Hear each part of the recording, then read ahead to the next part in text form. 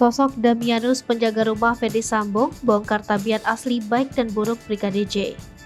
Sosok pria mendadak viral di media sosial. Pria itu menyebutkan bahwa Brigadir J merupakan teman dekatnya yang sudah dikenalnya selama 3 tahun.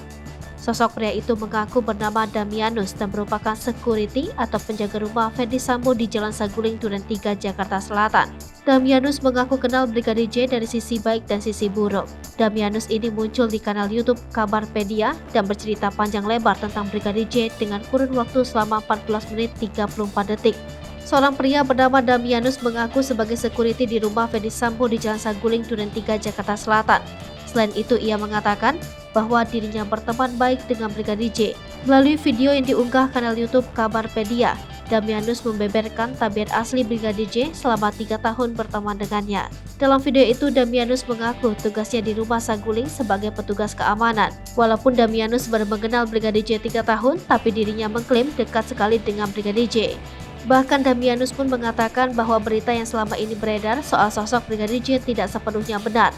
Bahkan Damianus mengatakan dirinya dan Brigadir J suka ke tempat hiburan dan hotel.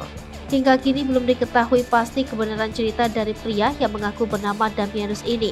Namun video yang diunggah baru 1 hari itu, tertanggal 26 Oktober 2022 ini banyak ditonton dan viral serta menerima beragam komentar dari ratusan warganet.